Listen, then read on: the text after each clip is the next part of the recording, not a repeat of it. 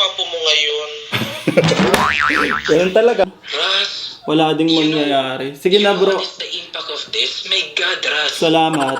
Maraming salamat ha sa Huwag pakikinig. mong ibababa yung phone. Huwag mong ibababa yung phone. I'm just a number to make you smile.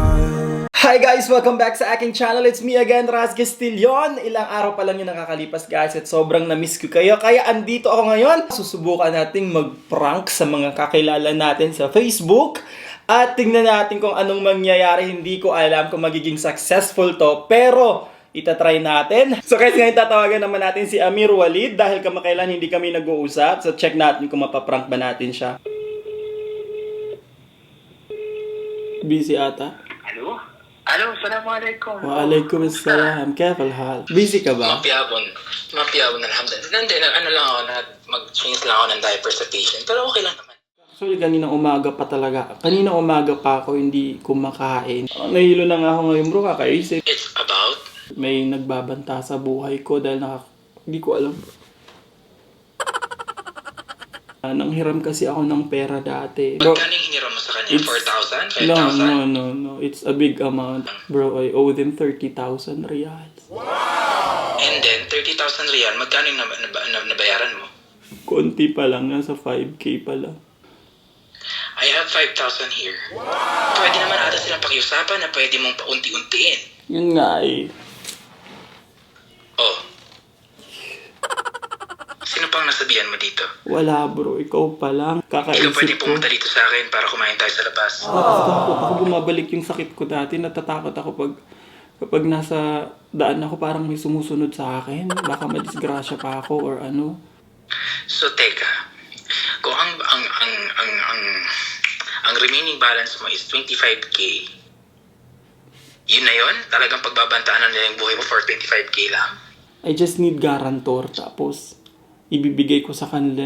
Pero ibibigay ko sa kanila yung name mo at saka yung location mo. Pero, iikot-ikutin mo lang din sila. Like for what? Like, for example, pag nag-message sila sa'yo na, asan na yung pera? Sabihin mo na may pera ka, pero naka-time dip. Yung parang ganun, hanggat may provide ko sa kanila yung kailangan nilang pera. Nadidepress na ako. Kaya iniisip ko, magtago na lang, umuwi ng Pilipinas, o magpakamatay na lang, di ko alam. Oy ka. Huwag mo ang iisipin yung mga ganyan. Lahat ng problema may solusyon. Ito problema. Ibigay mo sa akin nila yung name ko, yung locations ko, then kahit makipagkita sila sa akin dito. Sigurado ka, bro. Oo.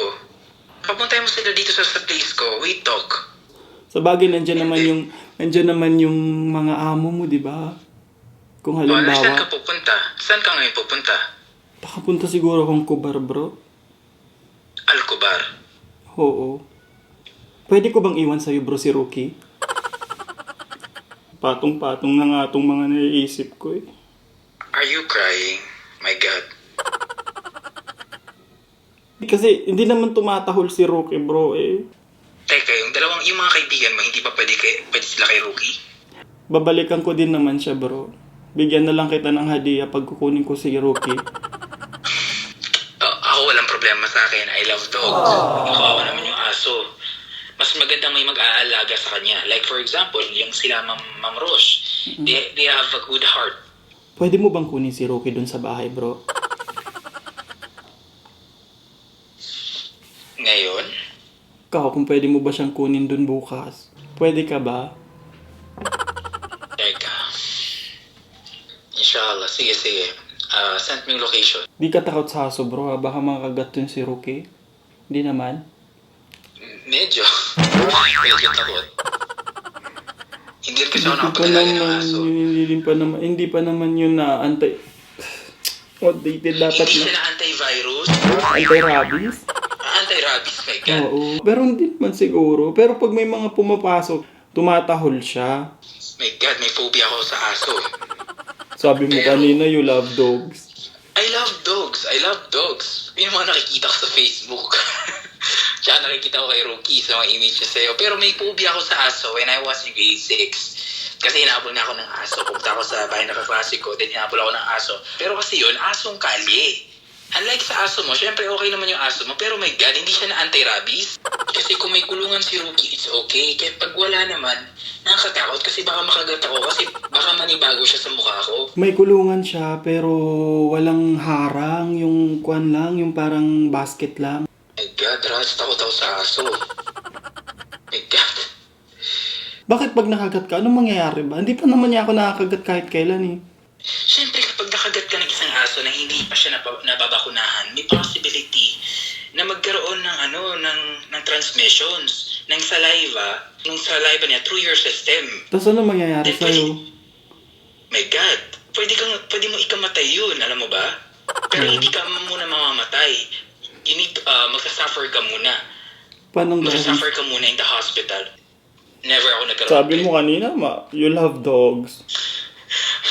Tapos sabihin mo ngayon, hindi ka, takot ka sa aso. Ano ba talaga? Baka pag halimbawa na pinapunta ko dyan yung mga tao, baka mabaliktarin mo pa ako kasi kahit nga dito hindi ka marunong magsabi ng diretso eh. I love dogs. Bakit ko naman gagawin na baliktarin ka?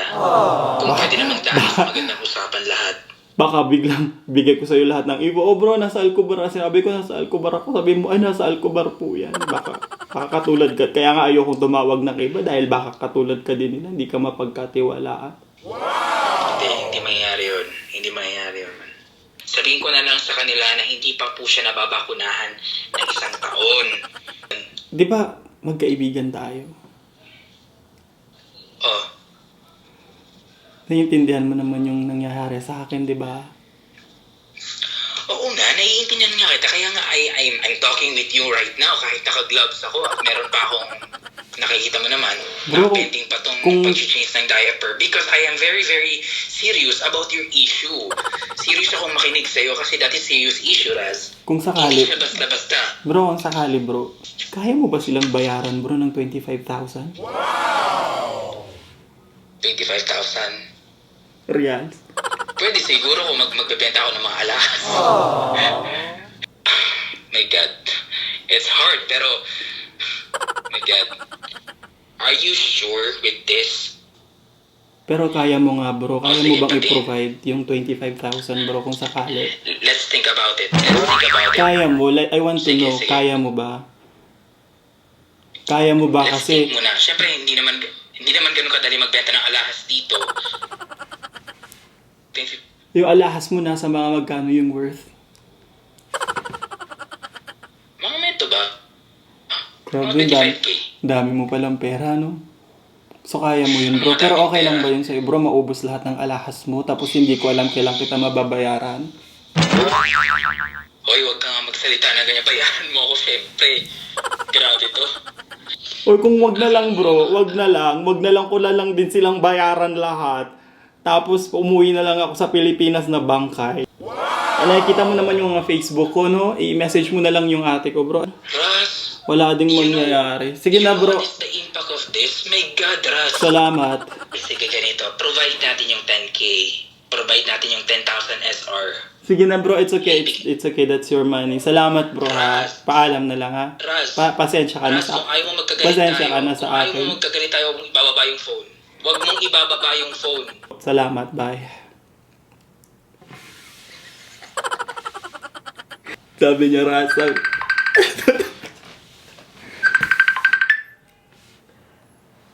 Oh. Tapusin muna natin pag-uusap. Papuntahin mo sila dito tomorrow. We will provide it 10,000 SR. Kaya mo bang pumunta dito sa bahay para pag-usapan natin? Hindi ko nga ako kayang umalis, bro. Dahil natatakot nga ako. Nababaliw na ata ako, eh. My God. Pero sige lang, hayaan mo na, bro. At least ikaw, at least meron akong isang taong na nakausap sa mga sandaling ito kung ano man ang mangyari sa akin or kung ano man yung Okay, so mangyari. binigay mo sa akin yung burden ngayon. Pag may nangyaring masama sa'yo, konsensya ko, gano'n. Bro, lumaki ako na hindi ako humihingi Uy. ng tulong sa kahit kanino. Pero akala ko ikaw yung makakaintindi sa akin. It's just 25,000 real. Kung meron akong pera, hindi naman kita istorbohin eh. Pero sige lang bro, I'm tired with this life. I'm tired with everything. Ras, I'm done. narinig mo ba yung sinasabi mo? Hindi ko na naririnig yung sinasabi ko. Sige na bro, bye. Salam. Ingat ka na lang palagi ha. Maraming salamat ha sa Huwag pakikinig. mong ibababa yung phone. Huwag mong ibababa yung phone. Huwag mong ibababa yung phone. Ano bang... Oh my God. Sige na bro, thank you na lang and salamat na lang bro. Forget about me, forget about the problem I said to you, forget about everything, forget everything. Huwag mo... Oh my God. Forget. Trust. Look. Bro, khalas bro, it's April Fools. Ano April Fools? Is this a joke? It's serious or not?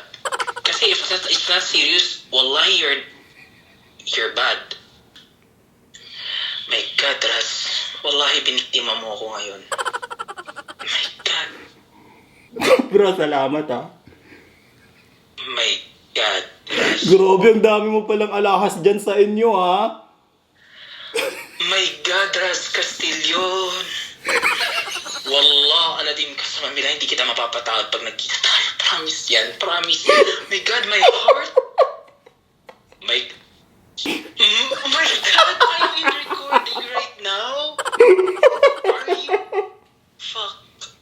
So yun guys, nakita naman natin. Akala ko mabubuko ako ni Amir pero na-prank natin siya. So guys, if you are new to my channel and to the channel of Amir, ilalagay ko dito sa may, ayan, yung channel ni Amir. Make sure guys na mapafollow ninyo siya and marami siyang magagandang content sa kanyang channel. So panghuli na lang guys, meron pa akong isang gustong i-prank sa aking mga kaibigan dito sa Riyadh, Saudi Arabia. Isa siya sa member ng community, si Sir Chris Luis. Titingnan natin kung magiging successful ang prank natin sa kanya.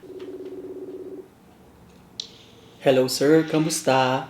Ito, okay lang. Ay, natutulog ka na ba? Naghiga-higa. Sir, kasi di ba naalala mo, nag-message ako sa'yo kaninang madaling araw? Oo. Sir, kasi meron kasing Okay. meron kasing, si Rasto. Oo nga. Oo nga. Sir, meron kasing nagme-message sa akin. Parang chinichi. Ito. Hindi ko na lang sasabihin yung pangalan, pero chinichismis ka niya. Ay, April Fool's Day? Di, seryoso to. Kagabi kasi may nagme-message sa akin. Tapos may mga sinasabi siyang hindi maganda tungkol sa'yo. Sino siya? Mamaya, isend ko sa'yo yung screenshot. Totoo ba yung mga sinasabi niya? The virgin ako? Hindi, medyo foul yung mga sinasabi niya. Tungkol sa mga hygiene mo, tungkol sa mga ginagawa mo. Sabi ko, ganun ba si Sir Chris?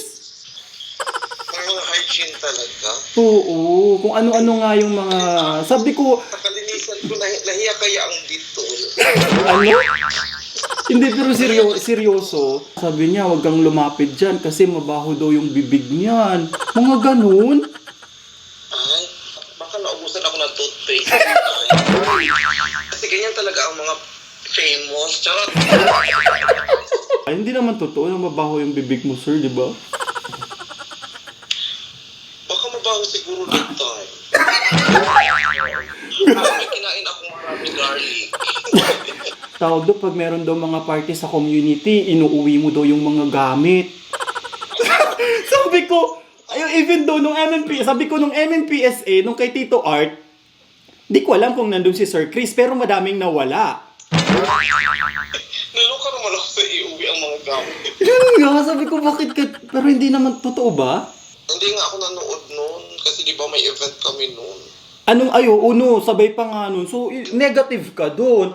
Pero aside from that, naisip ko din, sabi ko, may mga ibang events na talagang may nawawala. Kaya napapaisip ako, sabi ko, tawagan ko si Sir Chris kasi para ma-clarify niya to. Ako rin, nawalan din ako ng power bank. So, ibig sabihin, ninakaw mo yung sarili mo, ninakawan mo yung sarili mo? Wala ka bang kaaway ngayon? Wala akong kaaway kasi Miss Congeniality. Ito. Ba't ang gwapo mo ngayon? Ganun talaga. Sana makaabot to ng 10,000 views. Sang ano? So yun guys, sana nagustuhan ninyo ang prank na ito. And sana nag-enjoy kayo. And if you're new to my channel, please don't forget to click the subscribe button sa may baba at i-turn on ninyo ang notification bell para ma-update kayo sa mga susunod pang vlogs na gagawin ko. See you guys sa aking next vlog. Peace out!